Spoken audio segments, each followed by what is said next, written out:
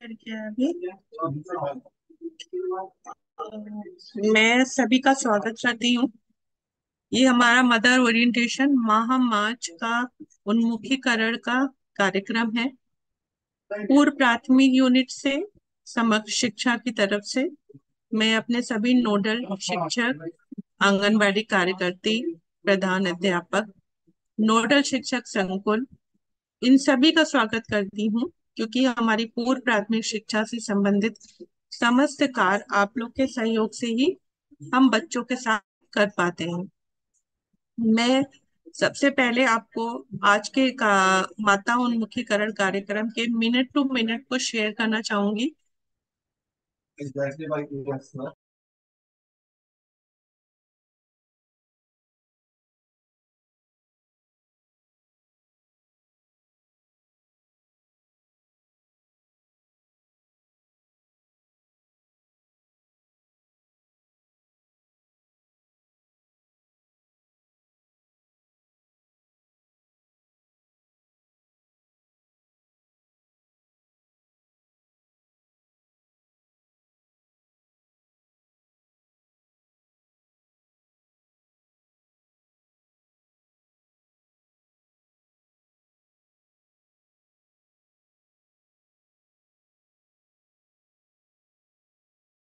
आज के कार्यक्रम में हम लोग मुख्यतः इन बातों पे चर्चा करना चाहेंगे जो आप माताओं तक पहुंचाएंगे कि अब आप लोग सभी जानते हैं सत्र की समाप्ति पे है, यानी मार्च का माह आ गया है। बच्चों ने पूरे सत्र में क्या सीखा, आयु वर्ग के हिसाब से उनको क्या आ जाना चाहिए था और बच्चों ने क्या सीख लिया, ये आप लोगों ने उनके प्रोफाइल्स में इकट्ठा किया होगा। तो आप जब माताओं को बुलाएंगे मार्च माह के उन्मुखीकरण कार्यक्रम में, तो प्रत्येक बच्चे का संक्षिप्त परिचय देते हुए उसने क्या प्रगति की है वो भी अवगत कराएंगे। तो अभी मैं सबसे पहले शुरुआत करती हूँ विक्रमशिला प्रतिनिधि से कि वो बताएं कि नोडल शिक्षक और आंगनबाड़ी कार्यकर्ती माताओं से क्या साझा करें मार्च माह की उन्मुखीकरण कार्यक्रम में। तो नीतू, आप कृपया अ, अपने जुड़े हुए जितने भी अ, आंगनबाड़ी कार्यकर्ती हैं, नोडल टीचर और हेडमास्टर्स हैं, इनको ये बताने का प्रयास करेंगी कि अब सत्र की समाप्ति में बच्चे को क्या आ गया है और माताएं और सीखने में क्या सहयोग कर सकती हैं। नीतू, प्लीज आप आगे प्रोसीड करिए। Thank you Shikha ma'am. Anurag, आप स्टॉप कर दीजिए, अपनी स्क्रीन शेयरिंग बंद कर दीजिए।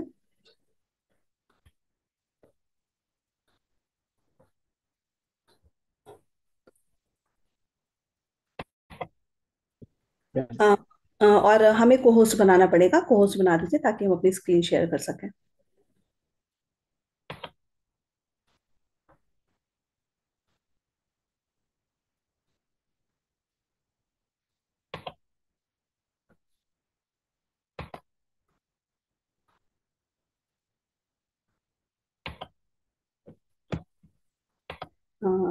थैंक यू अनुराग, को होस्ट बनाने के लिए। आपको कोई जी पोस्ट बना दिया है।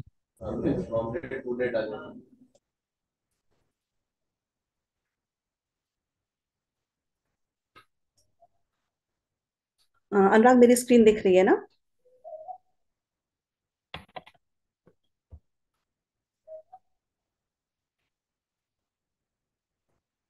तो जैसा कि शिखा मैम ने बोला, आज के जी, उन्मुखी नजर आ रही है। आज के उन्मुखीकरण कार्यक्रम में हम लोग इस बात पर चर्चा करेंगे कि जो बच्चों को गतिविधियां कराई गई हैं, वो बच्चों ने क्या सीखा है, माताओं के क्या अनुभव हैं, बच्चों की क्या स्थिति है, इस विषय पर हम लोग आज चर्चा करेंगे। तो अलग अलग चर्चा करेंगे। जैसे पहली शुरुआत हम कर रहे हैं गणितीय अवधारणा के ऊपर, कि बच्चों की कितनी समझ है, आयु के अनुसार बच्चों ने क्या क्या सीखा है। इसी तरह से हम भाषा पे और अन्य विषयों पर भी चर्चा को आगे बढ़ाएंगे। तो सबसे पहले शुरुआत गणितीय अवधारणा से करते हैं। आप सभी कैलेंडर से परिचित हैं। हम लोग केंद्र पे बच्चों को कैलेंडर से गतिविधियां करवा रहे हैं। और माता उन्मुखीकरण के दौरान माताओं को ये बताया गया कि बच्चों को वो घर पर कैसे गतिविधियों से जोड़ सकती हैं। तो ये कार्य थीम आधारित था। हर माह की एक थीम थी।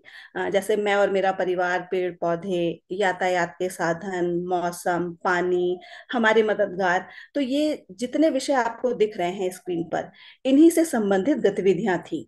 चाहे वो गणित की अवधारणा के लिए हो, चाहे वो भाषा की हो, या वो सोशल इमोशनल लर्निंग के लिए हो, इन्हीं पर आधारित गतिविधियां थी। जिसके माध्यम से बच्चों को गतिविधियां घर पे कराने के लिए प्रेरित किया गया, माताओं को प्रेरित किया गया कि वे घर पर बच्चों को गतिविधियां करवाएं, अपने साथ जोड़ें।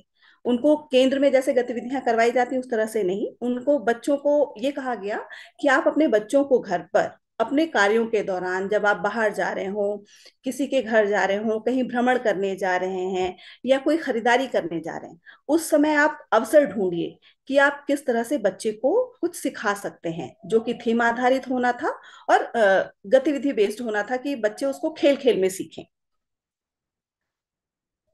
अ, इसको किया कैसे किया? जैसे बच्चे घर के अंदर खेल रहे हैं, तो इस समय खेल के दौरान बच्चे जब खेल रहे हैं तो कुछ ना कुछ सीखते हैं।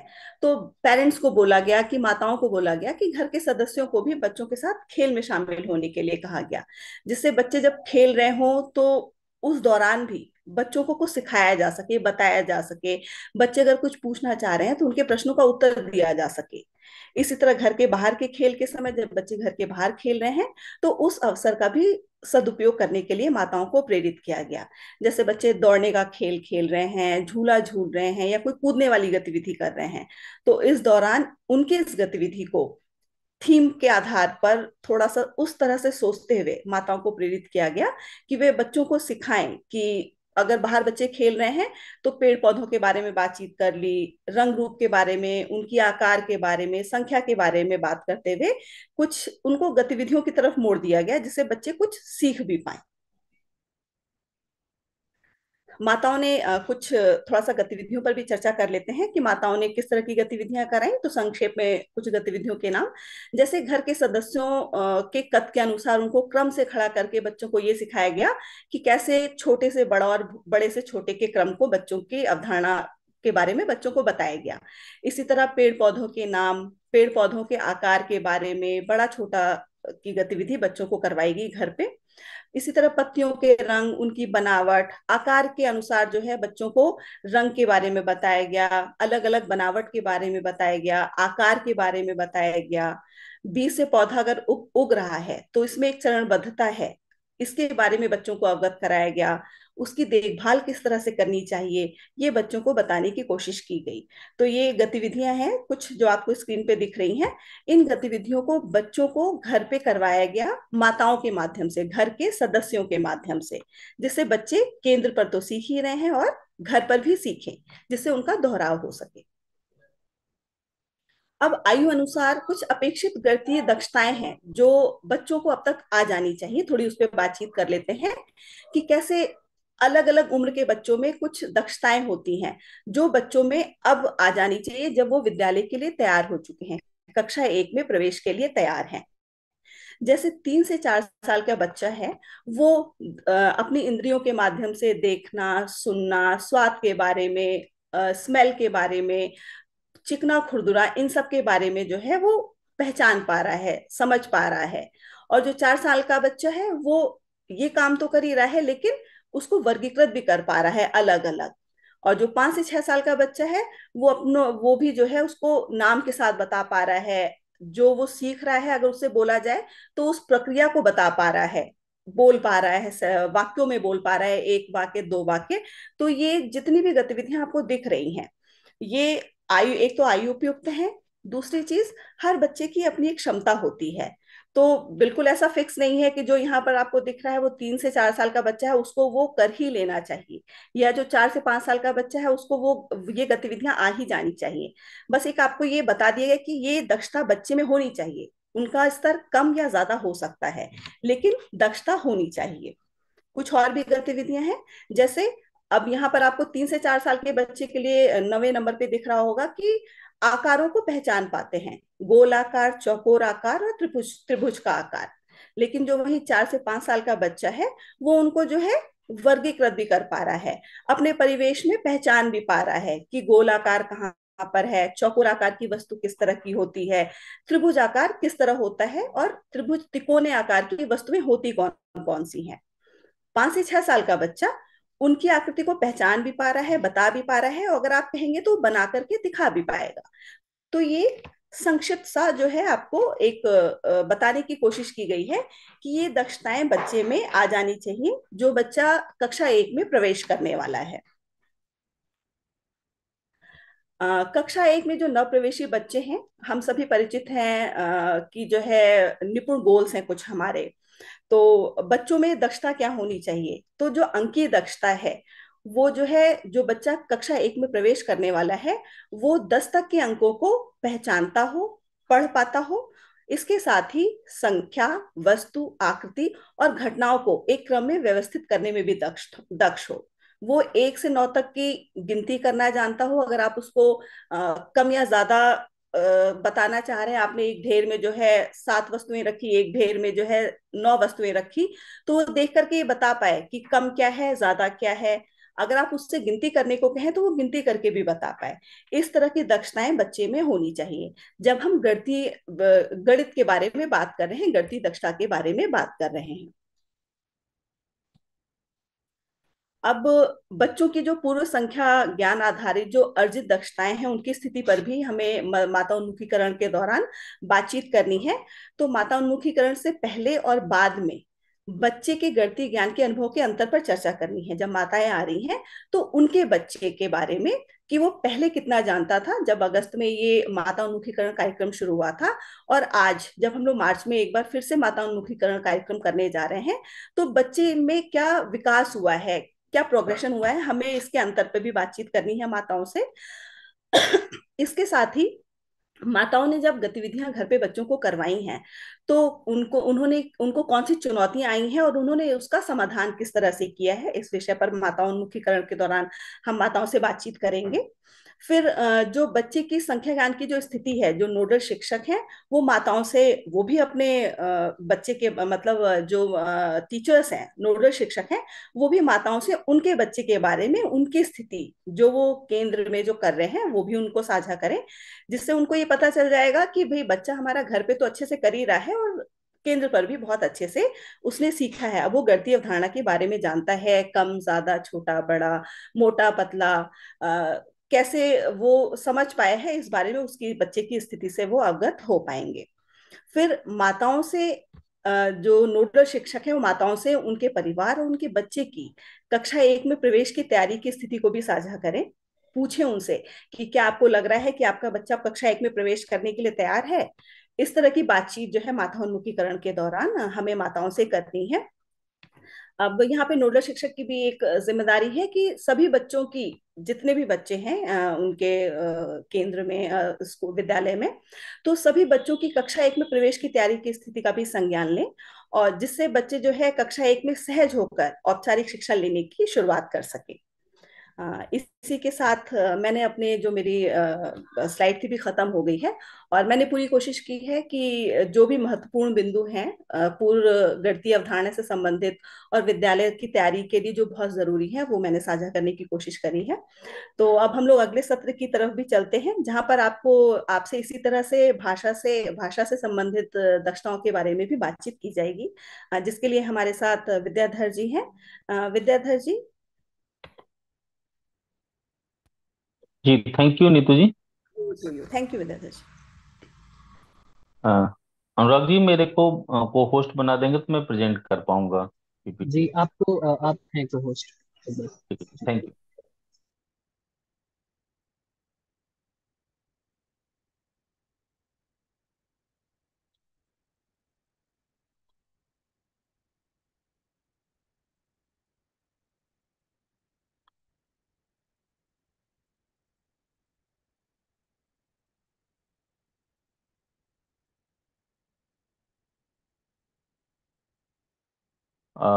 स्लाइड मेरी दिख रही है सर?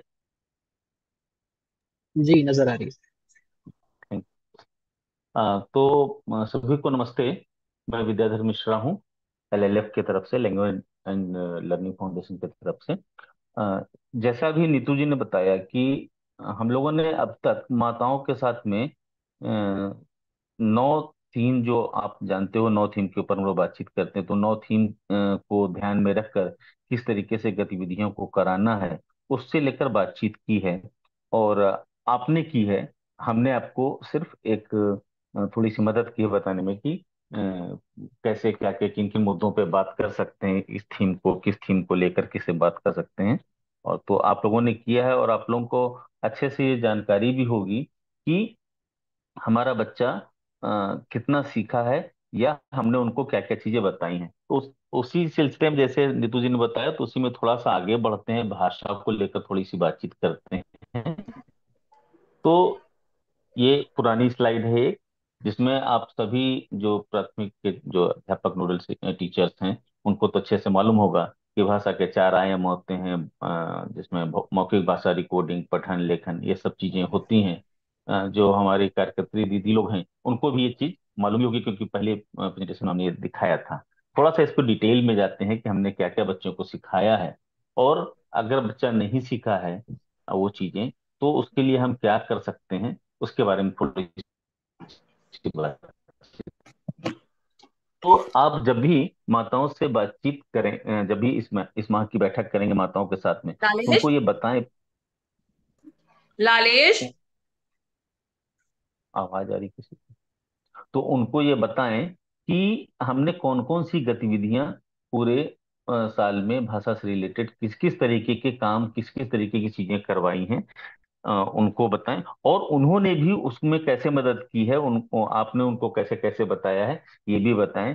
जैसे कि मौखिक भाषा को लेकर अगर बातचीत करें तो कहानी सुनना, कविता सुनाना, कहानी कहानी कविता पे चर्चा करना, कहानी को उनकी भाषा में सुनना, तुकांत शब्दों की पहचान करना, फिर नए तुकांत शब्द उनसे पूछना, अपने अनुभव साझा करना, अनुमान लगाना, निष्कर्ष निकालना, नए शब्दों का प्रयोग करना, प्रतिक्रिया देना, अनुभव साझा करना, इस तरह की बातें। इस तरह के मुद्दों पे हम लोगों ने माताओं से भी आप लोगों ने बातचीत की है, और अपने अपने कक्षा कक्ष में भी उन बच्चों के साथ में ये काम कराया है।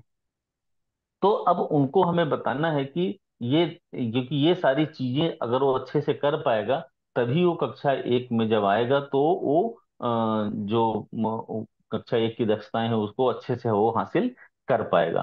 तो इस बात को हमें उनको माताओं को कहना पड़ेगा कि वो इस बात पे गौर करें कि जैसे बच्चा कहानी सुन रहा है, तो कहानी सुनने के बाद वो वापस से सुना पाता है या नहीं सुना पाता है, मतलब कि वो ध्यान से सुन पा रहा है कि नहीं सुन पा रहा है। क्योंकि जब मौखिक भाषा विकास करते हैं तो सिर्फ सुनाने की बात या मौखिक भाषा विकास में सिर्फ बोलने की बात नहीं होती है, उसमें सुनने की दक्षता भी होती है। जो अच्छे से वो सुन पा रहा है कि नहीं सुन पा रहा है, सुन के समझ पा रहा है कि नहीं समझ पा रहा है। तो इसको माताओं से आप लोग बोलें कि वो ध्यान से इस पे भी गौर करें कि वो अच्छे से सुन पाना उसका शुरू हुआ या नहीं हुआ। उसी समय उसी तरह जैसे कहीं से माताएं कहीं गई हैं, बाजार गई हैं, या कि आसपास पड़ोस में गई हैं, या कहीं पर भी कहीं गई हैं, तो कोई घटना उनके रास्ते में घटी, या कोई उनको जानवर दिखा, या कुछ ऐसी बात हुई, तो वो बात वो अपने बच्चों को बताएं, और बच्चों से भी उम्मीद करें कि वो बताएं। तो अगर किसी बच्चे स्कूल जाते हैं या आंगनवाड़ी जा रहे हैं, आंगनवाड़ी से लौट के जब आ रहे हैं, तो लौट के आते समय रास्ते में माताएं उनसे पूछें कि उन्होंने रास्ते में क्या देखा, किस तरह की क्या घटना हुई, कोई मिला था क्या, किसी से कोई बात हुई थी क्या, या कुछ भी। इस उनसे रास्ते की घटना के बारे में जब चर्चा करेंगे, तो ये भी एक तरीके का कौशल है, जो कि बच्चा अगर सीख जाता है तो फिर ये होता है कि किसी चीज को देख के अपनी बात को अच्छे से वो उसको अपनी भाषा में बता पाना। तो ये एक कौशल है जिसको कि कक्षा 1 में जब बच्चा आता है तो उस समय उसको ये आना बहुत आवश्यक है। तो इस तरीके से जो अभी पिछली स्लाइड में हम लोगों ने देखा, तो बहुत सारी दक्षताओं को जो जो सीखे हैं कौशल उन्होंने, तो उन कौशलों के बारे में माताओं से बात कर सकते हैं कि इन सब कौशलों को अच्छे से सीखा है कि नहीं सीखा है। अगर मान लीजिए कहीं पर उन माताओं को लगता है, माताओं से कहें कि अगर आपको लगता है कि बच्चा नहीं सीखा है, तो फिर उनको फिर कहानी सुनाने के लिए बोलें कि अपने बच्चों को कहानी सुनाएं। कहीं बाहर जाने पर अगर कोई ऐसा घटना होती है तो उसका अनुभव बच्चों के साथ साझा करें। अमूमन जनरली ये होता है कि बच्चों से क्या साझा करें, लेकिन उनको उनकी भाषा में साझा करें, उस विस्तार रूप में भले ना साझा करें, लेकिन अगर कोई घटना होती है तो बच्चों से उनकी भाषा में साझा करें और उनसे ही पूछे, अच्छा तुमने क्या देखा था आते समय आज। तो उस इस तरीके की बातचीत करें और कविता सुनाएं। स्पेशली तुकांत शब्द में को बच्चों को बोलने में बड़ा मजा आता है ना। तो उन तुकांत शब्दों को आना पाना खाना जाना इस टाइप से जो शब्द हैं उसको बच्चों को बोलने के लिए प्रेरित करें। जनरली क्या होता है कि बच्चा जब इस टाइप से बोलता है आना खाना जाना पाना, तो हम लोग उसको चुप करते हैं, फालतू मत बोलो। लेकिन उससे अगर उसके द्वारा बोले गए प्रत्येक शब्द पे अगर चर्चा की जाए तो उसका एक शब्दकोश बढ़ता है, क्योंकि आना का भी मतलब है, पाना का भी मतलब है, खाना का भी मतलब है, जाना का भी मतलब, सबका एक मतलब है, सबका एक अर्थ है। तो उस अर्थ पे अगर चर्चा करें, अच्छा तुम ये बोल रहे हो, इसका मतलब मालूम है क्या होता है, उसके अर्थ के बारे में चर्चा करें, तो तुकान शब्द जो बोल रहा है बिना किसी सोचे समझे जो बोल रहा है, तो उस शब्दों को जब अर्थ समझेगा तो उसका शब्दकोश का विकास होगा। तो इस तरीके से अगर हम लोग करेंगे तो उसका मौखिक भाषा विकास जो थोड़ा बहुत रह गया होगा उसको अच्छे से माताएं घर पे कराकर, और जब विद्यालय में कक्षा 1 में वो आता है तो उस समय हमको आपको उसको उस कक्षा 1 की दक्षताओं को प्राप्त करवाने में बड़ी मदद मिलने वाली। इसी तरह फिर जब पठन की बात करें या डिकोडिंग की बात करें, तो हमने दोनों को मिक्स कर दिया है, डिकोडिंग और पठन को।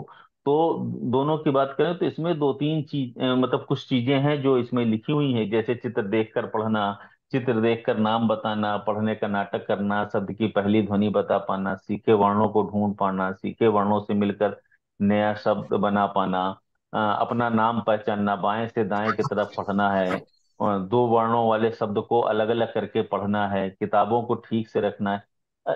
ये सारी चीजें बच्चा को सिखाने के लिए आप लोगों ने माताओं को बहुत सारी चीजें बताई हैं। खासकर पहली ध्वनि को पहचानने वाली बात तो आपने हर एक माताओं के साथ जो उन्मुखीकरण कार्यक्रम हुआ है तो उसमें आपने हर एक मीटिंग में माताओं के साथ आपने ये बताया है कि पहले पहली ध्वनि को पहचानना और उस जो पहली ध्वनि है उससे अन्य शब्द क्या होते हैं इसकी बताने, ये तो आपने कम से कम कॉमन हर एक बैठक में माताओं के साथ में बात किया है।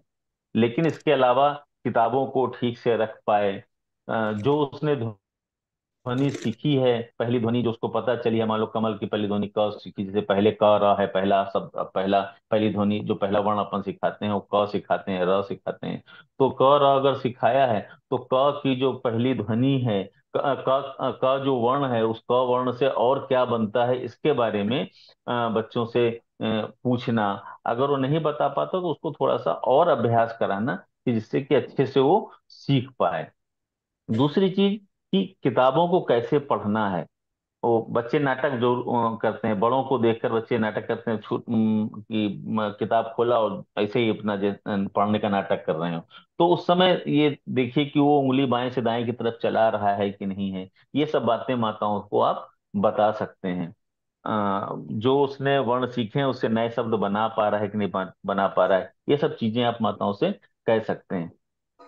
यदि बच्चे ने और माताओं को जरूर बताएं कि आपने पूरे कार्यक्रम के दौरान 16 वर्ण उनको सिखाए हैं, जो कि वर्ण इसमें लिखे हुए हैं, क र म न स त ब द प च अ ह ग घ ग य, ये वर्ण आपने सिखाए हैं। और ये आपको अच्छे तरह से मालूम है कौन कौन से वर्ण आपने सिखाए। और दो वर्ण जो आखिरी के चार सप्ताह थे, 9 10 11 12, उसमें आपने दो वर्णों को बहुत विस्तार से सिखाया है, उसकी अच्छे से ब्लेंडिंग करना सिखाया है, उसको डिकोड करना सिखाया, और साथ में उसको लिखना भी आपने सिखाया है। तो ये सारी चीजों, और दो वर्णों से शब्द बनाना भी अलग, बहुत सारी चीजें आपने सिखाई हैं। तो इन चीजों को माताओं को जरूर आप साझा करें कि हमने इतनी चीजें उनको सिखाई गई हैं। और सिखाने के बाद उनको वो माताएं देखें कि वो पहली ध्वनि पहचान पा रहा है कि नहीं पा रहा है, खासकर अपना नाम पहचान पा रहा है कि नहीं पा रहा है, जो उसने वर्ण सीखे हैं उस वर्ण से शब्द बना पा रहा है कि नहीं पा रहा है। अगर ये सारी चीजें करने में कहीं कहीं दिक्कत आती है बच्चों को, हो सकता है कुछ बच्चों को दिक्कत आए, अगर दिक्कत आती है या माताएं आपसे बोलती हैं कि नहीं भी मेरा बच्चा तो ये नहीं कर पा रहा है, तो उस समय उनको आप बताइए कि वो उनको फिर से पुनः अभ्यास करें, और उनको जिस तरह से हम लोगों ने पिछले कई माह में बताया है कि पहली ध्वनि को कैसे पहचानना है, फिर उस ध्वनि से फिर अन्य शब्द कैसे बनाने हैं, इन शब्द के बारे में उनसे जरूर कहें कि अपने बच्चों के साथ में फिर से चर्चा करें और उनको बताएं, सिखाएं। तो आपको इससे मदद मिलेगी, है ना। और उनको ये भी बताएं कि हमें अमात्रिक शब्द बनाने हैं। इसको इसके बारे में भी उनको फोकस करें कि मात्रा वाले शब्द ना बताएं, अमात्रिक शब्दों को ही वो प्रयोग करें। तो इसी तरह लेखन के ऊपर जब हम जाते हैं, तो लेखन में भी माताओं ने घर में बहुत सारे काम कराए हैं। आपने भी आंगनवाड़ी में बहुत सारे काम कराए होंगे, इसमें गोदा गोदी है, स्कूल में बहुत सारे काम कराए होंगे, गोदा गोदी करना, मिट्टी के खिलौने बनाना, चित्रकारी करना, पेंसिल पकड़ना, चित्र में रंग भरना, वर्णों को लिखना, बाएं से दाएं लिखना, ये सारी चीजें आपने कराई होंगी। हम और आप सभी जानते हैं कि हमारे शरीर में दो तरह की मांसपेशियां होती हैं, एक बड़ी मांसपेशी, एक छोटी मांसपेशी। बड़ी मांसपेशियों के विकास के बारे में अभी नीतू जी बात कर रही थी कि बाहरी खेल में हम लोग बहुत सारा खेल खेलते हैं जिसमें बड़ी मांसपेशियों का विकास होता है। छोटी मांसपेशियां होती हैं जो उंगलियों में होती है, इससे बच्चों की लिखने में मदद मिलती है। तो छोटी मांसपेशियों के विकास के लिए हम बच्चों को अलग अलग काम कराते हैं, मिट्टी के खिलौने बनवाते हैं, बच्चों को फ्री लिखने के लिए गोदा गोदी चौक लेके अपना कुछ भी जो मर्जी है उसके ऊपर अपना बंदाई से आड़ी वेली तिरछी लाइन कर रहा है, किस किस तरीके से अपना वो चित्रकारी कर रहा है, पेंसिल ठीक से पकड़ पा रहा है कि नहीं पा रहा है। तो इन चीजों पे भी आप लोगों ने बच्चों के साथ में काम किया है, और माताओं ने भी इसके ऊपर घर में काम किया है। तो इसको भी माताओं को देखना होगा कि माताओं कि बच्चे ये सारी चीज कर पाते हैं घर में या नहीं कर पाते हैं। जैसे पेंसिल ठीक से पकड़ पा रहे हैं कि नहीं पकड़ पा रहे हैं, या चित्र में रंग भर पा रहे हैं या नहीं भर पा रहे हैं। जो वर्ण उसने सीखा है, क र स्पेशली लिखना सीखा है उसने, तो क और र को लिख पा रहे हैं या नहीं लिख पा रहे हैं। तो इन सारी चीजों को माताओं घर पे अच्छे से ध्यान दे सकती हैं। अगर बच्चा ये सब काम नहीं कर पा रहा है तो फिर उनसे घर में मिट्टी के खिलौने बनवा सकती हैं, जितना ज्यादा हो उनको गोदा गोदी करने के दें। जनरली हमने पहले भी ये बात बोली है कि जनरली माताएं गोदा गोदी करने में बच्चों को मना करते हैं कि क्यों खराब कर रहे हो पेंसिल, क्यों दीवार खराब कर रहे हो, क्यों जमीन खराब कर रहे हो। तो उनको बताइए कि नहीं, ये करने से बच्चे की छोटी मांसपेशियों का विकास होगा, उसकी पेंसिल की पकड़ अच्छी होगी, उसकी लेखनी अच्छी होगी, अच्छे से लिख पाएगा वो, अच्छे से समझ पाएगा। तो इन सब चीजों को आड़ी बेड़ी तिरछी लाइन बनवाने के लिए उनसे बनाने को कहें कि आड़ी बेड़ी तिरछी लाइन उन बच्चों से बनवाइए। जो अपने मनपसंद की जो आकृति बनाना चाहता है बच्चा, जो भी बनाना चाहे, बच्चा एक बिंदी बना के कर कुछ बता रहा है तो उसको बताने दीजिए, लेकिन उससे पूछिए जरूर।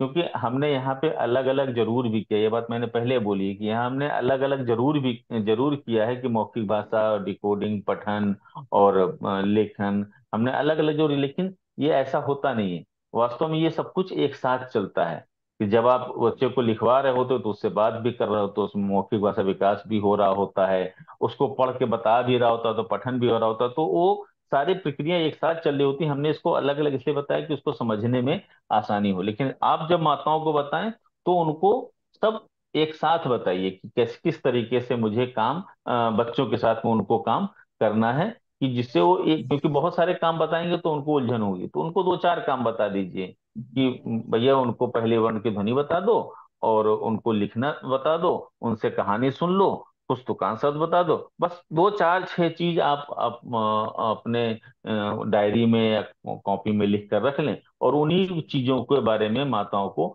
ध्यान देने के लिए कहें कि उसने उन चीजों पर अच्छे से ध्यान दे दे तो बच्चा अच्छे से सीख पाएगा। तो ये था पूरा एक सार हमारा प्रेजेंटेशन। तो थैंक यू, धन्यवाद।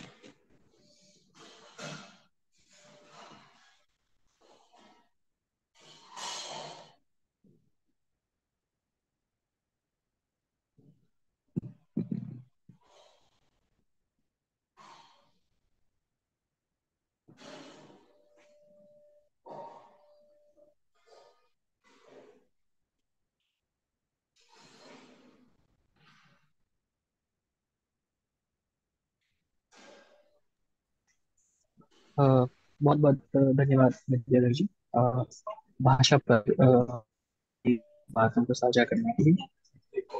नमस्कार सभी को, मेरा नाम अनुराग वाजपेयी है और मैं आईपीएल की तरफ से आज हम बात करेंगे सामाजिक और भावनात्मक विकास के पहलुओं पर। IPL India partnership for early learning project है, जो यूपी में सिस्टम स्ट्रेंथनिंग और बाकी चीजों पर कार्य कर रहा है। ये यूएसएड द्वारा समर्थित है और केयर से। जैसा कि हम सब जानते हैं कि हम सत्र के अ, अंत की तरफ बढ़ रहे हैं और एक नए इसकी शुरुआत होगी यहाँ से। तो ये कितना ही आवश्यक हो जाता है कि हमने पिछले वर्ष में कौन सी गतिविधियां करी, क्या चीजें बच्चों के साथ हमने सीखी और उनको मदद की समझने में। उस पर एक अवलोकन कितना आवश्यक हो जाता है और ये कितना जरूरी है कि हम इस बात को अभिभावकों तक या माताओं तक पहुंचा पाए। मेरी आवाज क्लियर आ रही है सभी को? एक बार प्लीज बता दें। जी जी, आवाज जी क्लियर बहुत है। शुक्रिया, जी बहुत शुक्रिया। तो जैसा कि हम जानते हैं कि जो बच्चों का सामाजिक और भावनात्मक व्यवहार है, उसकी भूमिका बहुत अहम होती है उनके विभिन्न विकासात्मक पहलुओं को लेकर। चाहे हम भाषा की बात करें, फिर चाहे हम गणितीय साक्षरता की बात करें, और चाहे हम बात करें सामाजिक रूप से या एक बेहतर व्यक्तित्व की। क्योंकि जब तक हम उनके भावनात्मक व्यवहारों को समझेंगे नहीं, बच्चों के सामाजिक और भावनात्मक व्यवहारों की समझ हम नहीं डेवलप करेंगे, तो ये बहुत मुश्किल हो जाएगा हमारे लिए भी और बच्चों के लिए भी कि वो जो भी विकासात्मक पहलू हैं उन पर किस तरीके से कार्य किया जाए। क्योंकि कहीं ना कहीं ये उनके संपूर्ण जीवन की आधारशिला है। जो जो अभी शुरुआती या प्रारंभिक स्तर पर बच्चे जो कुछ देखते हैं, जो कुछ सीखते हैं, जिन अनुभवों से वो होकर गुजरते हैं, वो ही कहीं ना कहीं एक आधारशिला रख देते हैं उनके आगे के जीवन के लिए। तो ये बहुत महत्वपूर्ण हो जाता है हमारे लिए कि हम इस पर ध्यान दें और समझें इस बात को। क्यों? और सामाजिक और भावनात्मक व्यवहारों की अनभिज्ञता या इसकी अनदेखी कहीं ना कहीं बच्चे के लिए भी कठिनाई का वो करती है, और हमारे लिए भी आगे चलकर बच्चे को समझने में परेशानी खड़ी करती है। क्योंकि इन व्यवहारों की समझ के आधार पर हम बच्चे के जो विकासात्मक पहलू हैं, उसकी रुचि किन चीजों पर है, वो किन क्षेत्रों में बेहतर कर रहा है, इस पर ध्यान दे सकते हैं और उसके आधार पर एक बेहतर नींव रखी जा सकती है। कई सारी चीजें होती हैं जिसको हम सामाजिक और भावनात्मक व्यवहारों में ला सकते हैं। आपसी जो संबंध होते हैं, एक साथ मिलकर कार्य करना, या अलग अलग चीज। तो अ, वो क्या उद्देश्य है कि जिनकी वजह से हम बच्चों के सामाजिक और भावनात्मक व्यवहारों पर हमें ध्यान देने की आवश्यकता है। और जैसा कि हम जानते हैं कि पिछले अगस्त माह से लगातार महिला माता उन्मुखीकरण का कार्यक्रम जो चल रहा है, उसमें हमने अलग अलग बिंदुओं पर इस विषय में बात करी है। और मेरा ये मानना है कि जितनी भी आंगनवाड़ी दीदी हैं, जितनी भी लोग जुड़े हुए हैं बच्चों के साथ जो कार्य कर रहे हैं, उन्होंने इस बात का बखूबी ध्यान रखते हुए उनके साथ कार्य किया है, बच्चों के साथ कार्य किया है। तो इनका इनका उद्देश्य क्या था इन इन चीजों पर ध्यान देने का? ये किन क्षेत्रों पर काम करते हैं, बच्चे को किस तरीके से एक तरीके से सहयोग देते हैं और विकास में उसके व्यक्तिगत भलाई को बढ़ावा देना, ये एक उद्देश्य है हमारा। सामाजिक और भावनात्मक और नैतिक व्यवहारों के विकास के संबंध में सौहार्दपूर्ण रिश्ते पैदा करना, ये संघर्ष या समाधान का जो कौशल है, ये किसी ऐसी स्थिति में जब बच्चा होता है, तो वो किस प्रकार से अपने सहयोगियों से सहायता मांग सकता है या अपने किसी साथी के साथ मिलकर किसी कार्य को करता है। ये सारी चीजें जो हैं वो एक कहीं ना कहीं उसके व्यक्तित्व के विकास में सहायक होती हैं। वो किसी परिस्थिति में एक नैतिक निर्णय ले पाता है। किसी जैसा हम सामान्यता देखते हैं आंगनबाड़ी में, ऐसा होता है कि कुछ खेल खिलौने जैसे हैं, तो सामान्यतः सभी बच्चों की आदत होती है कि वो उन खिलौनों को लेकर अपने पास रख लेते हैं, वो अपने घर ले जाते हैं, इस तरीके की चीज। तो जब हम शुरुआती स्तर से ही इस बात का ध्यान रख रहे होते हैं, तो हम देखते हैं कि कहीं ना कहीं हम उनमें उन जीवन कौशलों को, उन मूल्यों को और उन सभी चीजों को कहीं ना कहीं एकीकृत कर रहे हैं। और अब जबकि हम सत्र के अंत में हैं, तो ये एक तरह से हमारी जिम्मेदारी होती है कि हम अपनी की गई गतिविधियों का, अपने किए गए कार्यों का भी एक तरह से मूल्यांकन कर पाए, और बच्चे में जो सकारात्मक बदलाव हमने देखा है उसको हम साझा करें माताओं के साथ, उनके अभिभावकों के साथ। और साथ ही उन बिंदुओं पर भी ध्यान दें जहां पर हमें लगता है कि जो बच्चा है उसके साथ हमें काम करने की आवश्यकता है, थोड़ा उस पर ध्यान देने की आवश्यकता है। क्या चुनौतियां होती हैं जिन पर हम माताओं से चर्चा कर सकते हैं? वो कौन सी चुनौतियां जो आपने पूरे वर्ष में देखी होंगी बच्चों के साथ कार्य करते हुए? तो पारिवारिक वातावरण एक बड़ी चुनौती हो सकता है कि माता पिता की भागीदारी बच्चे के साथ कितनी है, वो कितना समय उसके साथ बिता रहे हैं। जैसा अभी विद्याधर जी भी एक उदाहरण में बता रहे थे कि जैसे बच्चा कभी आना पाना ताना इस तरीके के कुछ शब्दों का इस्तेमाल कर रहा होता है या शब्दों से खेल रहा होता है, तो हम उसको कभी कभी झड़क देते हैं या उसको मना कर देते हैं, डांट देते हैं। इस तरह की स्थितियों में जैसा उन्होंने बताया कि हमें उसे प्रोत्साहित करना चाहिए, उस पर ध्यान देना चाहिए, उससे सुनना चाहिए, बात करनी चाहिए। तो पारिवारिक माहौल में, पारिवारिक वातावरण में कई बार ऐसा होता है कि हम इन चीजों की अनदेखी कर देते हैं, जो कहीं ना कहीं बच्चे के जो भावनात्मक पहलू हैं उन पर कहीं ना कहीं एक छाप छोड़ता है, जो कि गलत भी हो सकती है और सही भी हो सकती है। अगर हम उस स्थिति को बेहतर तरीके से समझ पाए, उस स्थिति में बच्चे का साथ दे पाए, तो यही स्थिति एक सकारात्मक दिशा भी ले सकती है। पारस्परिक संबंध की जब हम बात करें, स्वस्थ रिश्ते, सहानुभूति और संचार कौशल को बढ़ावा देने पर हम माताओं से बात कर सकते हैं कि बच्चे के साथ सहानुभूति दिखानी चाहिए। कई चीजें जो हमारे लिए बहुत छोटी सी हैं, जो हमारे लिए बहुत छोटी सी हैं, जिन पर बड़ों का बहुत ज्यादा वो नहीं है, लेकिन बच्चे के लिए वो बहुत छोटी छोटी बातें, वो छोटी छोटी हरकतें, वो छोटी छोटी चीजें बहुत महत्वपूर्ण होती हैं। तो इस बात पर हम माताओं से चर्चा कर सकते हैं कि उन छोटी छोटी चीजों पर बच्चे का साथ दें, बच्चे की बात सुने, बच्चे के साथ रहें। और मीडिया और प्रौद्योगिकी का जो हमारा वो है, जैसा कि हम सब जानते हैं कि आज के समय में और आफ्टर कोविड, अगर देखा जाए कोविड के बाद, बहुत मुश्किल है कि हम मीडिया और प्रौद्योगिकी से अपने आप को काट सकें, अपने आप को हटा सकें। और साथ ही बच्चों के साथ भी यही बात है। तो यहाँ पर माता पिता की, अभिभावकों की, माताओं की ये बहुत अधिक भूमिका हो जाती है कि वो इस बात का ध्यान दे पाए कि बच्चे मीडिया और प्रौद्योगिकी के साथ जब संपर्क में हैं तो वो किन चीजों को ग्रहण कर रहे हैं, किन चीजों के साथ वे कार्य कर रहे हैं। क्योंकि ये बहुत आवश्यक है कि हम इस बात का ध्यान अभी रख पाए, क्योंकि हम इसको एकदम अलग थलग नहीं कर सकते, ये चीज हट नहीं सकती हमारे अभी जो हमारा पारिवेशिक माहौल है उसमें से। तो वहां पर ध्यान देने की आवश्यकता है कि बच्चा किस तरह की ऑनलाइन या मीडिया संबंधी सामग्री को ग्रहण कर रहा है, कितना समय उसके साथ बिता रहा है। इस पर माताओं से बात करना, इसकी इसकी जो गंभीरता है उसको समझाना, इस बिंदु पर चर्चा की जा सकती है। आर्थिक असमानताएं, जैसे कि हम जानते हैं कि जो बच्चे आते हैं, अलग अलग अलग अलग उनके परिवेश होते हैं, अलग अलग परिवेश से आते हैं।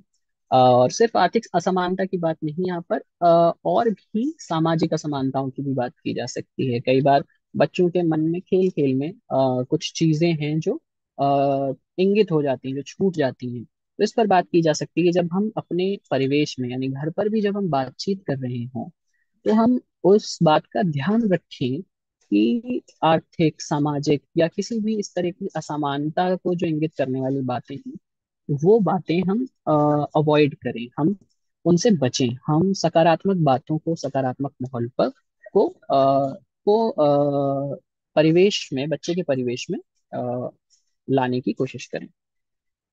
इसके साथ ही विभिन्न गतिविधियों पर, जैसे चर्चा की जब हम बात करते हैं कि जैसे सत्र का अंत, हम सत्र के अंत की तरफ चल रहे हैं, तो क्या चर्चा हो सकती है आंगनबाड़ी दीदी या हम माताओं के साथ किस तरह से बात कर सकते हैं, क्या बातें उनके साथ की जानी चाहिए। क्या बच्चे की जो भी बच्चे की गतिविधियां थी, जो भी बच्चे को कार्य करते हुए हमने नोटिस किया है, जिन जिन चीजों पर हमने ध्यान दिया है, अवलोकन किया है, उसके आधार पर क्या हमें जो हम बाताओं को बता रहे हैं उसका तरीका क्या होना चाहिए, या हमें स्वयं किस तरह से उस पर ध्यान देना चाहिए, ये एक महत्वपूर्ण बिंदु है। क्योंकि कई बार क्या होता है, एक सामान्य सा उदाहरण भी अगर हम लें, कि जब हम बात करते हैं बच्चे की परीक्षा लेने की, या सामान्य सा टेस्ट भी होता है, तो कहीं ना कहीं हम एक जो मूलभूत बात है उसको भूल जाते हैं कि ये टेस्ट इस बात के लिए नहीं है कि हम ये जाने बच्चे को क्या क्या नहीं आता है। ये एक तरीके से बहुत ही नकारात्मक तरीके से हम आगे बढ़ रहे होते हैं। हमें ये भी जानना होता है उसके साथ कि बच्चा क्या क्या जानता है, बच्चे को क्या क्या आता है।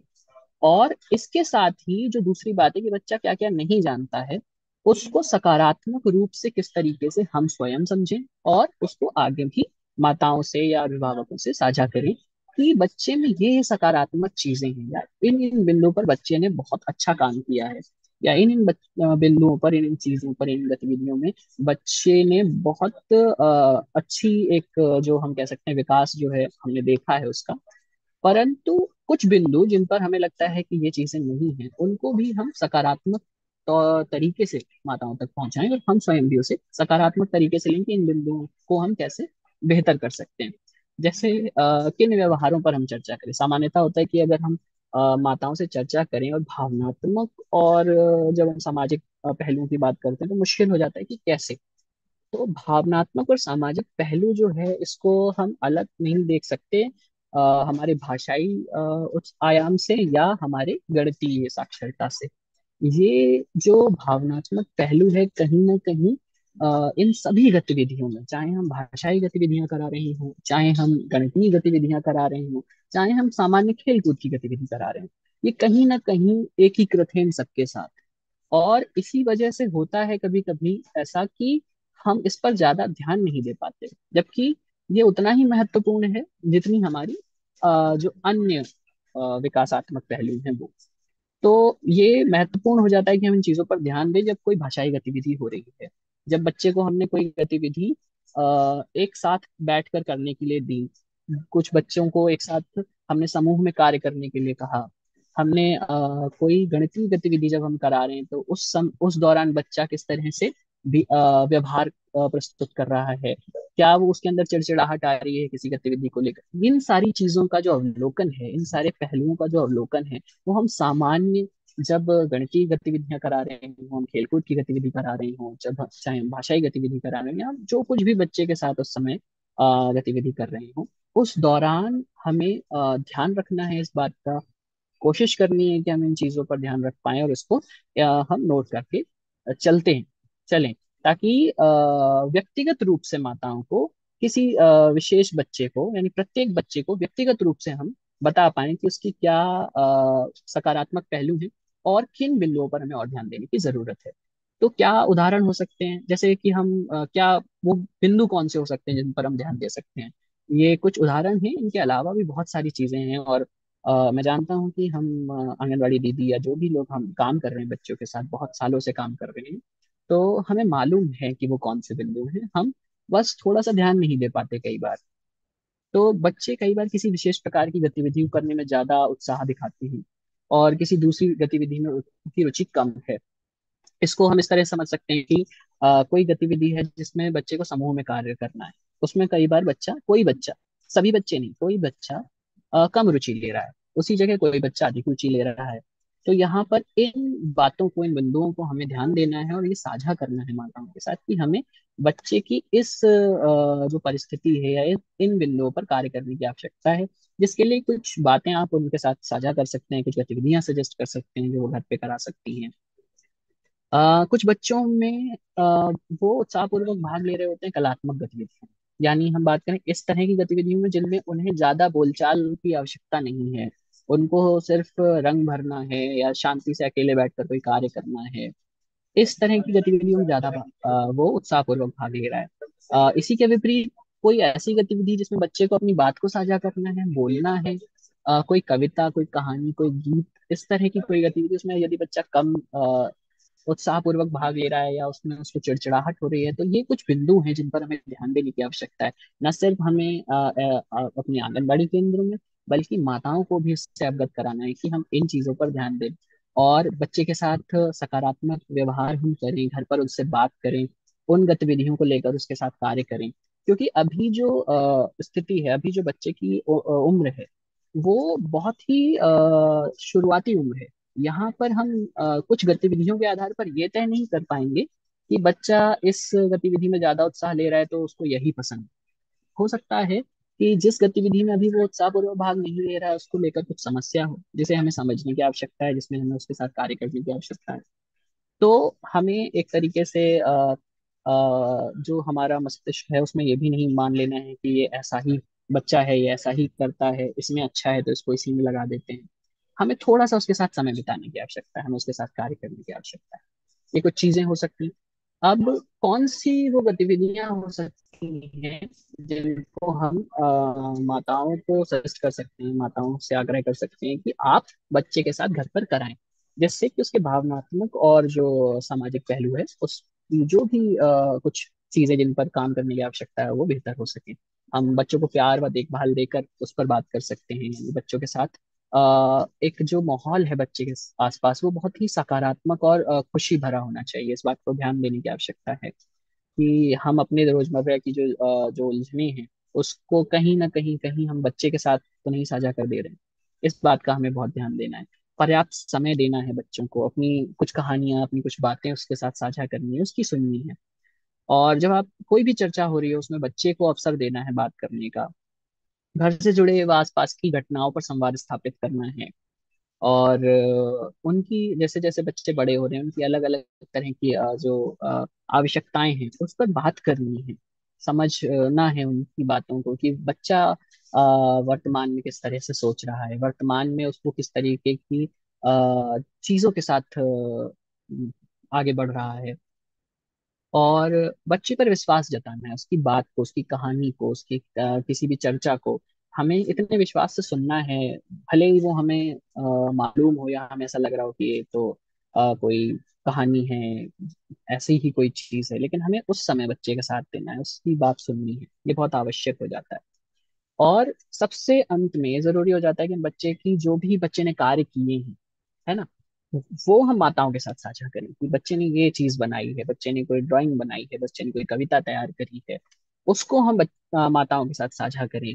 और बच्चे की प्रशंसा करें, उसको प्रोत्साहन दें। क्योंकि इससे कहीं ना कहीं क्या होता है कि बच्चे के अंदर एक उत्साह आता है कि वो स्वयं से कुछ चीजों को करे, क्योंकि जिसमें उसको प्रशंसा मिल रही है वो उन कार्यों को करने की तरफ और अग्रसर होता है स्वयं से। और जो जो भी काम हम स्वयं से करते हैं, स्वयं से हम कोई कार्य करने जाते हैं, तो उसमें जो भी हम सीखते हैं, उसमें जो भी हम समझते हैं, वो जीवन पर्यंत हमारे साथ रहता है।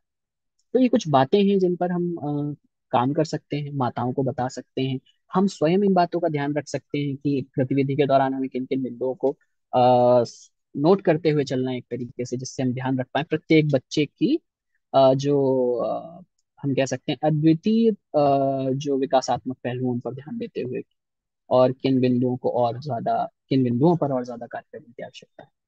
तो ये हमारी तरफ से कुछ बातें थी, और मैं उम्मीद करता हूँ कि हम एक बेहतर स्थिति में, बेहतर समझ के साथ अभी हम ये आने वाले जो हम माता उन्मुखीकरण का जो कार्यक्रम है उसको करवा पाएंगे, क्रियान्वित करवा पाएंगे। और जिन बातों की आवश्यकता की बात अभी विद्याधर जी ने करी, नीतू जी ने करी, उनको हम कहीं ना कहीं शामिल कर पाएंगे उन गतिविधियों में, उस कार्यक्रम में। बहुत बहुत धन्यवाद। और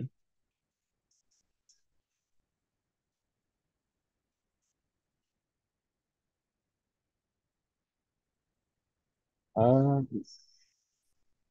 शिखा मैम अभी शायद अवेलेबल नहीं है, तो मुझे 2 मिनट का समय दीजिए, मैं एक बार कंफर्म करके फिर अपडेट करता हूँ क्या क्या।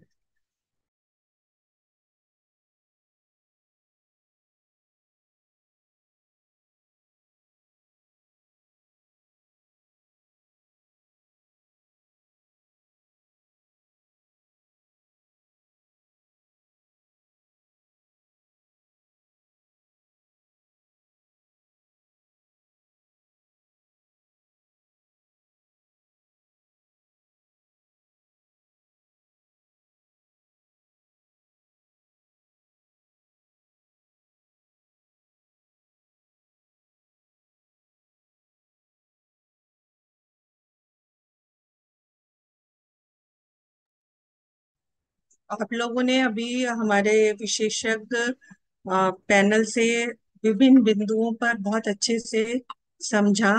मैं ये जानना चाहूंगी, जितने भी हमारे हेड टीचर्स हैं और जितने नोडल टीचर्स हैं, जब आप माता उन्मुखीकरण कार्यक्रम आपके कोलोकेटेड आंगनबाड़ी सेंटर्स में आयोजित होते हैं, तो वहां पर आपको लगातार सपोर्ट करने की जरूरत है, क्योंकि आंगनबाड़ी कार्यकर्ती के पास ऑलरेडी बहुत ज्यादा वर्कलोड होता है। तो आप उनको सभी के रोल्स एंड रिस्पॉन्सिबिलिटीज पहले से डिसाइड कर लीजिए, जिससे कि ये कार्यक्रम इस माह का बहुत सफलता पूर्वक हो सके। अभी मैं आप लोग को सभी के आपने वक्तव्य सुने, इसको थोड़ा सम अप करके आप लोगों से कि उम्मीद करूंगी कि आप लोग आगे इसके बारे में बात कर सकें मार्च माह में। तो अभी आपको शेयर हो रहे हैं पीपीटी, उसके हिसाब से शेयर।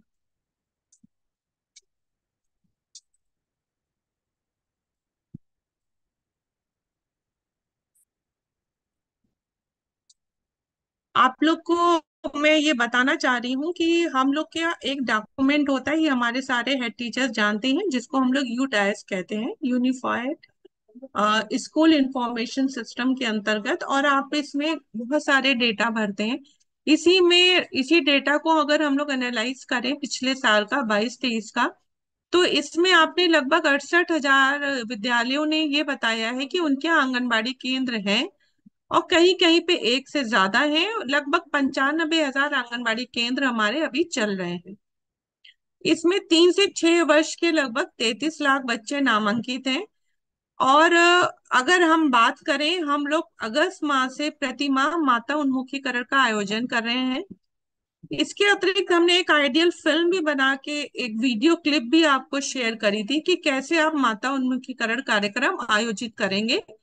क्योंकि लगातार मैं देख रही थी, हम लोग को जो फीडबैक मिल रहे थे, उससे लग रहा था कि कहीं ना कहीं कोई चीज मिस हो रही है, कोई चीज ऐसी है जो शायद आप लोग को समझाने में हम लोग सफल नहीं हो पा रहे हैं। इसी को ध्यान में रख के वो वीडियो फिल्म बनाई गई थी। अभी मैं जब ये समाप्त करूंगी, एक बार फिर से आपको करवा दूंगी, देख लीजिएगा। लेकिन हम लोग हर बार उसको प्ले कर रहे हैं, उम्मीद कर रहे हैं कि आप उसको देख कर कुछ सीख सकें और इससे बेहतर आयोजन करें। आपको पता था कि हर माह के लिए हमने एक थीम आधारित की थी, और उसमें सीखने सिखाने की प्रक्रिया में उनकी भूमिका पर भी चर्चा की जाती रही, यानी माताएं कहाँ सहायक हो रही हैं उस पर बात हो रही है। नेक्स्ट। आपको पता है हम लोग ने माताओं को ही इस बैठक में क्यों आमंत्रित करने का निर्णय लिया? क्योंकि माताएं बच्चों के बहुत समीप होती हैं, छोटे बच्चों के बहुत करीब होती हैं। तो जब हम माताओं की बात करते हैं, तो हमें उनको अभी मार्च माह में आमंत्रित करना है, तो हमें उनको हर एक बच्चे की प्रगति से अवगत कराना है। हमें उनको ये बताना है कि आपके बच्चे ने अब तक क्या सीख लिया, बच्चा आपका किस चीज में बहुत होशियार है। निगेटिव पॉइंट्स बताने से पहले बच्चे के अच्छाइयां बताइए उनको। जैसे वो भाषा में वो कहाँ तक सीख गया है, वो अक्षर पहचानने लगा है, या वो चित्रों के माध्यम से पहचानने लगा है। गणित की बुनियादी जो साक्षरता है, जैसे अभी विक्रमशिला से बताया गया कि आयु वर्ग के हिसाब से बच्चे को क्या आ जाना चाहिए अब तक, उसके बारे में आप उनसे बात कर सकते हैं। अगर बच्चे को नहीं आ पाया तो उसका कारण क्या है, ये चर्चा कर सकते हैं। और वो कैसे सहयोग करें घर में, जिससे बच्चा उसको बहुत अच्छे से सीख सके। इन सभी सकारात्मक बिंदुओं पर आप चर्चा करेंगी। व्यक्तिगत रूप से आप प्रत्येक बच्चे की प्रगति पर चर्चा करें, जैसे बच्चे की प्रोफाइल माता पिता को दिखाएं और उसके विकास पर बात करें। यानी आपने प्रोफाइल हर एक आंगनबाड़ी कार्यकर्ती ने बना रखी होगी, उसमें बच्चे ने पूरे सत्र में क्या काम किया उनके माता पिता को दिखाइए, और बच्चों से के बारे में उनका फीडबैक भी प्राप्त करिए। इसके अलावा आप जानते हैं कि किसी भी बच्चे के लिए पूरे वर्ष या पूरे जीवन में अगर कुछ सीखने में आगे बढ़ना है, तो अगर प्री प्राइमरी या पूर्व बाल्यावस्था में जब वो उसको आपने जागरूक नहीं किया, आपने उसके अंदर पढ़ने सीखने की इच्छा जागृत नहीं की, तो शायद उसके लिए आगे का समय बहुत आसान नहीं होगा। तो बच्चों के साथ बहुत जुड़ के उनके माता पिता से इस ढंग से बात करें तो माता पिता को या माताओं को भी यह पूरा विश्वास हो जाए कि मेरे बच्चे के बारे में हमारे आंगनबाड़ी कार्यकर्ती दीदी जो हैं या हमारे टीचर हैं ये बहुत अच्छे से जान रहे हैं। इसका मतलब वो हमारे बच्चों को उसके साथ जोड़ रहे हैं, उनके साथ काम कर रहे हैं। आप उनको ये भी बताएं कि कौन सा बच्चा, कुछ बच्चे जो होते हैं खेल में बहुत रुचि लेते हैं, तो ये खेल में रुचि लेना कोई कमी नहीं है। आप उनको बताएं कि आपके बच्चे को खेल में रुचि है तो आप इस तरीके का खेल घर में अपने साथियों के साथ, परिवार के बच्चों के साथ करवाने के लिए उनको प्रेरित करें। और डांट डपट को जरूर रोकें, क्योंकि ज्यादातर जो बच्चे खेल में रुचि लेते हैं उनके लिए उनके माताओं का मुख्यतः कहना होता है कि बहुत खेलता है, ये पढ़ाई में नहीं पढ़ता। पढ़ने से जरूरी है कि बच्चा सीखने के माहौल में आगे बढ़ सके। इसके अलावा मैं ये भी कहना चाहूंगी कि जब भी आप माताओं से बात करें तो उनको बच्चों के कार्यों से हर हालत में अवगत कराएं। और जो बच्चे बहुत अच्छे से अपनी बात को रिप्रेजेंट कर सकते हैं उन बच्चों को जरूर प्रस्तुतिकरण के लिए आगे बढ़ाएं। और मैं तो कह रही हूँ आप प्रत्येक बच्चे से कुछ ना कुछ गतिविधि कराएं, बच्चे का आत्मविश्वास बढ़ता है और बच्चा आगे भी, और जो उनके माता पिता हैं उनमें भी एक खुशी का संचार होता है। आप कभी कल्पना करिए कि आप अपने बच्चों के अभिभावक बैठक में गए हैं और आपका बच्चा कोई गतिविधि कर रहा है, तो आपके अंदर कितना हर्ष और कितना आत्मविश्वास होता है। तो ये आप अपने आंगनबाड़ी कार्यकर्तियों के माध्यम से बच्चों से करवाएं, आंगनबाड़ी के बच्चों के। नेक्स्ट, जैसा मैं बता ही चुकी हूँ, बच्चों द्वारा रचनात्मक सामग्री भी उनका प्रस्तुतिकरण कराएं। और माताओं से बात करें और उनसे पूछें कि ऐसा क्या बात है कि बच्चे में क्या कोई समस्या आ रही है। वो कोई अपनी बात आपको शेयर करना चाह रहे हो तो सुने।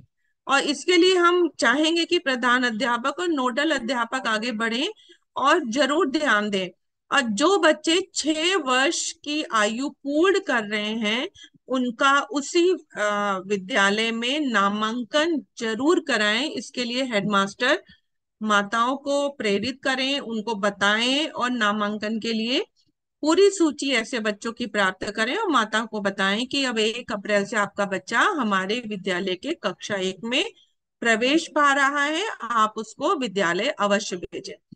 इस तरीके से आप उनको प्रोत्साहित करेंगे तो मुझे पूरी उम्मीद है आप एक ऐसे सितारे के रूप में उभर कर आएंगे जिन्होंने बच्चों के लिए, उनके आगे बढ़ने के लिए, उनको सीखने के माहौल में जोड़ने के लिए बहुत महत्वपूर्ण कार्य किया है। और इसी के साथ मैं आप सभी लोगों का धन्यवाद करूंगी जो आप लोगों ने इतने पेशेंस से हम लोग की बातें सुनी। और मुझे पूरी उम्मीद है मार्च माह का मदर उन्मुखीकरण कार्यक्रम आप पूरे उद्देश्य, पूरे लगन से आयोजित करेंगे और सभी माताओं का 100% उपस्थिति सुनिश्चित कराएंगे। और हमें भी आप शेयर करेंगे जिससे कि हम लोग भी इस बात का आनंद, ये कार्यक्रम आयोजित कराया। आप सभी का बहुत बहुत धन्यवाद।